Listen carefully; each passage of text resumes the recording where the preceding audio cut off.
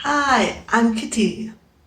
I used to have a very strong Cantonese accent and have learned from more than 70 native speaking teachers in Hong Kong. Do you think it's easy to learn how to speak good English in a non English country? Yes? No? Okay, I had an interview with Thomas, who is from England. Let's hear what we discussed and find out why it's so difficult for most Asians to speak good English. Hi, Kitty. Hey, Thomas. How are you? Oh, I am very well. How are you? I'm good, thanks. So today I wanted to ask you some questions about your experience learning English and Sure. also what kind of difficulties students in Asia have when learning English. Yeah, I'm very So, happy to share it with you.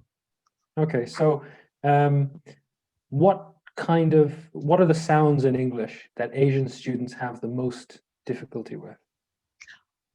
I think there are quite a lot. Uh, Off the top of my head, uh, there are three areas which I think they are quite weak at. The first area is vowels from the back of our mouth. In many Asian languages, such as Japanese, Chinese, Korean, and some other languages, I think that they don't have any vowels from the back of our mouth. Okay, what kind of vowels do you make from the back of your mouth? We don't have any vowels from the back of our mouth. We don't Okay, have but any. in English, which sounds are these? Uh, you can find some sound. For example, let me give you some example. Okay. Uh, oh, oh. We don't have sounds like this. Oh, oh. You can find this sound in fort, water, walk. And there is another sound, which is ah, ah. And you can find this sound in car, can't, and half. Hmm. So, do you want to hear how I used to pronounce them? Sure. How did you used to pronounce these sounds? Okay, don't laugh. Don't laugh at me, okay? Okay. I used to say fought, water, walk, car, can, half. Hmm. Okay, so uh, they're quite short and I guess from the front of your mouth. Yes, exactly. Actually, that was quite um, unacceptable, simply terrible. But you can't blame me. No teachers corrected me when I was in school. Hmm. Maybe I was hopeless. Okay, and what other sounds are difficult? Um, I think this area include voice consonants. You see, we need some strength from our throat muscle to pronounce those voice consonants. Hmm. Uh, in many Asian languages, we rarely use our throat muscle to pronounce sounds. And so we lack the muscles to pronounce those voice consonants, such as zh, zh. I think you know, right? These sounds can be found in usual, casual, visual, pleasure, and measure. Hmm. But uh, you might have idea how most people in Hong Kong pronounce them How do they pronounce this sound? because they lack the muscles to pronounce them. So they just say usual, casual, visual, pleasure, measure. Hmm. So that's kind of the typical Hong Kong accent or Hong Kong pronunciation.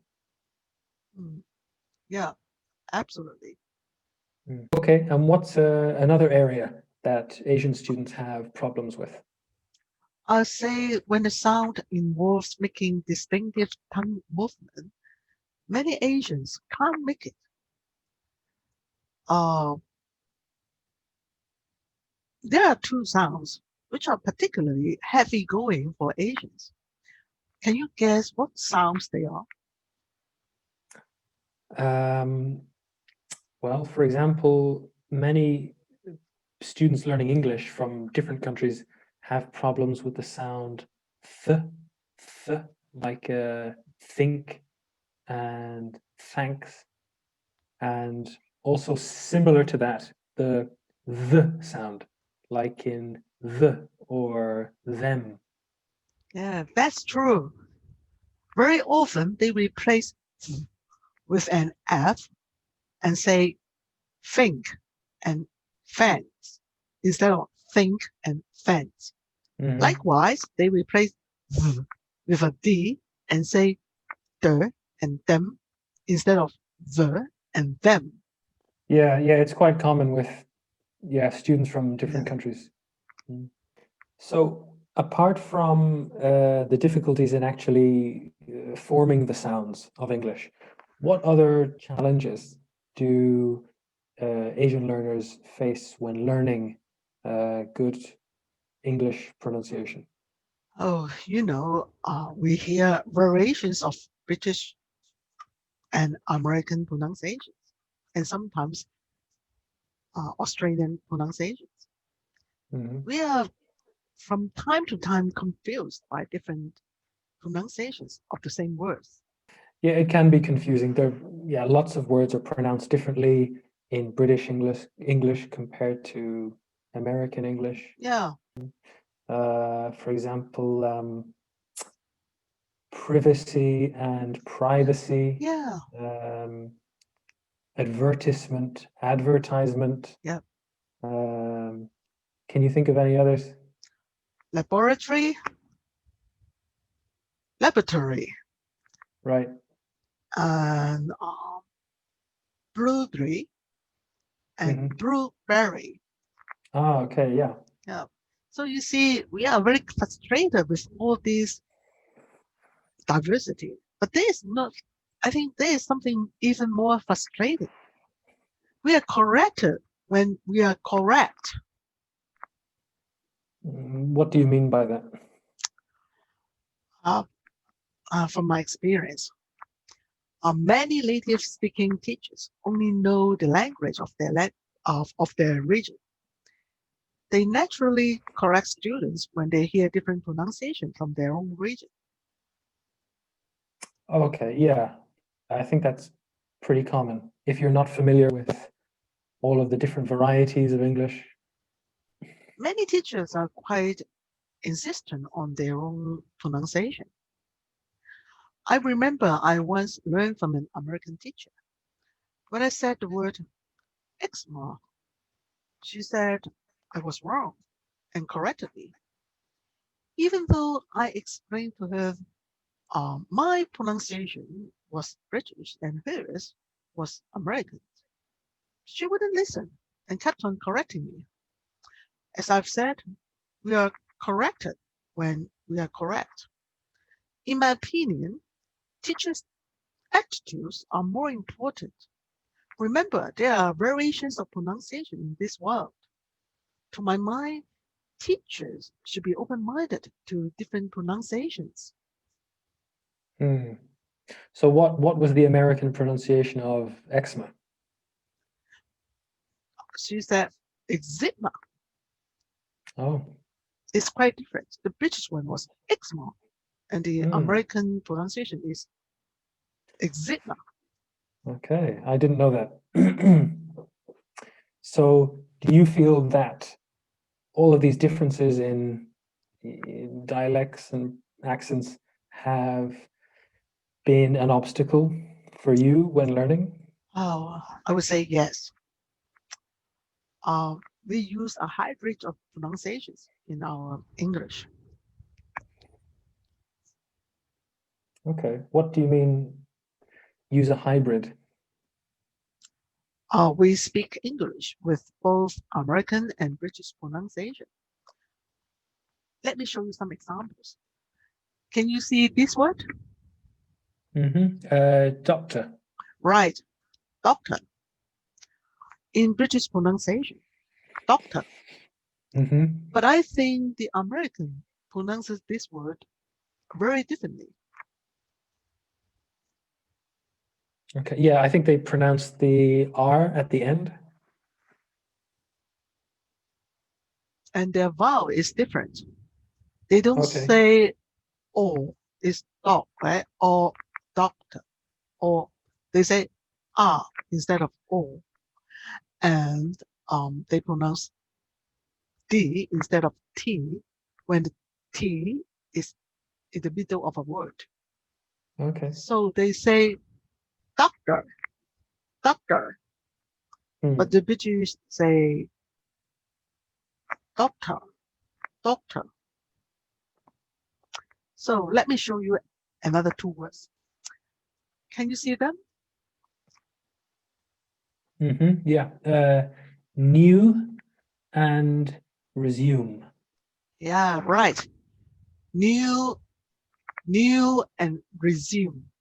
In British pronunciation, the consonant, this one, yeah, yeah, is included in these two words, resume and new. On the other hand, the Americans exclude this sound when they pronounce them. They say resume, resume, and new, new. Yeah, that's true. Yeah.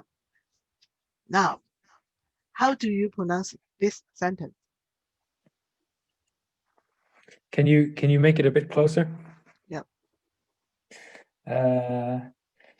The doctor resumed his practice in a new location.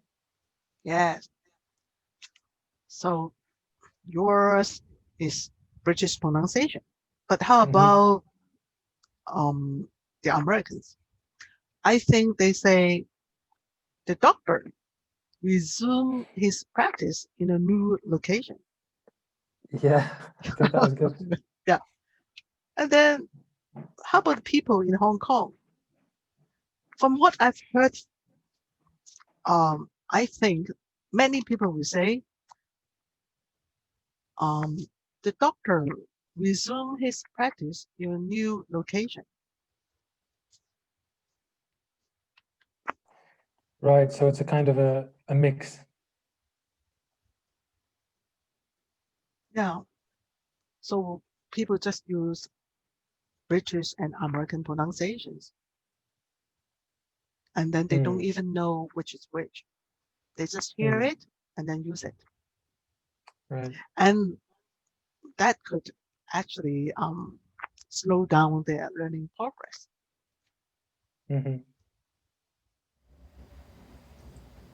I hope you don't feel as frustrated as I did when you learned English. But if you do, what could you do then? Here's my advice discussed in the interview. So you've talked about some of these difficulties with the different variations in English. What would you suggest to kind of avoid these problems or to prevent them from being a problem? I suggest learning speaking skills from teachers from the same region. You could choose the region you like, the region you are going to study, you are going to live. Or I think another way is to learn the IPA to help you understand the sound system of a particular region. Mind you, the British and American IPAs are different in terms of sounds and symbols. Having said that, once you master the sound standard, you'll know the variations from different regions. You could indeed improve your listening skills after you learn the IPA.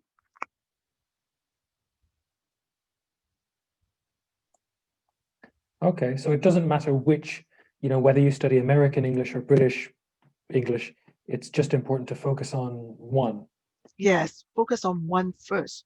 Once you get, you get handcuff a particular sound system, then if even if you hear some variations, you know they are not the sounds you usually produce, but you will understand the sounds, so you will be less confused.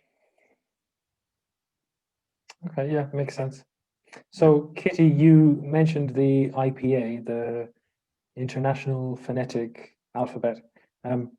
I've seen some teachers on YouTube Mhm. where they explain the IPA and the different sounds. Yeah. Is it possible for students to learn the IPA watching videos like these? Hmm.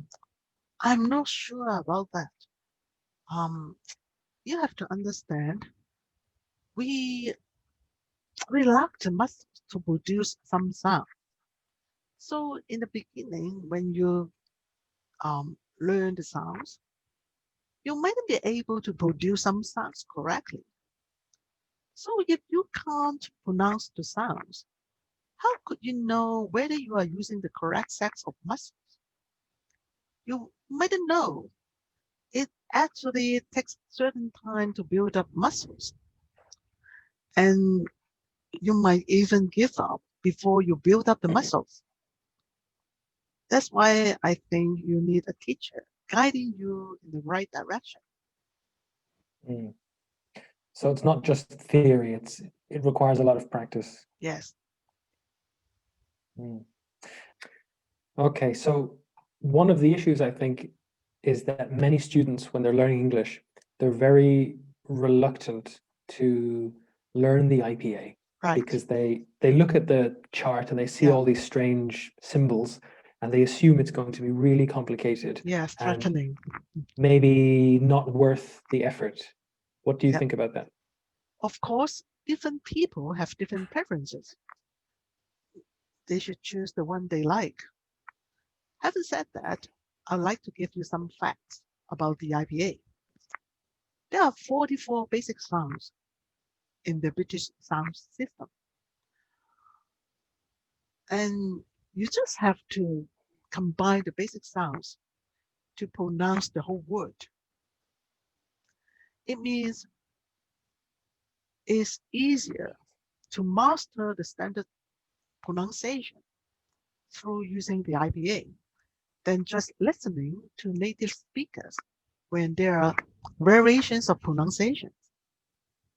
Remember, some English sounds don't exist in our language. Although we hear what our English teachers say, we often replace them with our mother tongue. Hmm. Okay, so what you're saying is uh, uh, instead of being mm, instead of requiring more effort or extra effort to learn the IPA, in fact, if students learn it, they'll be making life easier for themselves. Yeah, yeah. Mm. For instance, when the learner can't pronounce one sound, such as O, we earlier mentioned, Mhm. they'll probably mispronounce some words like fault, water, walk, cause, and all. But if you can solve one sound problem, you can solve the problems of many words. Right. Yeah, of course, it would be extremely difficult to try to learn the pronunciation of every individual word, especially if they're all written in a different way. Um, so yeah, you're right. If they know the IPA, then they can see that the sound is the same in all of these different words and focus on that. Yeah, exactly.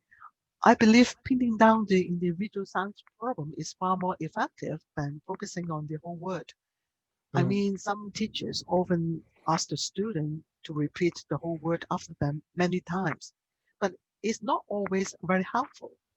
Yeah, and I'm sure if both the student and the teacher know the IPA, then they can more easily correct pronunciation mistakes. Yeah. So when it comes down to some more complicated issues, such as learners unable to make both the vowels and consonants of a word, it's hard to correct all the problems all at once. It's better to break down the problems and ask them to practice individual sound first, and then ask them to combine the sounds together. Yeah, yeah, and I'm sure using this approach, they would feel, they would recognize that they would be making more progress with their pronunciation and would probably feel more motivated. Yeah, right. Yeah. And I think they are less likely to give up. As a teacher, we should always encourage our students and let them understand they can do it. Okay, well, it's been very interesting. Thank you Yeah. for talking to me, Kitty. Yeah. I'm so happy you share your thoughts with me. Thank you. See you later. See you. Bye. Bye. Bye. If you want to speak good English, you could do worse than work hard. Find the right teacher and learn. Find the right method and practice. Find the right class and enjoy. Remember, learning English can be fun. Thank you very much for watching my video. Bye!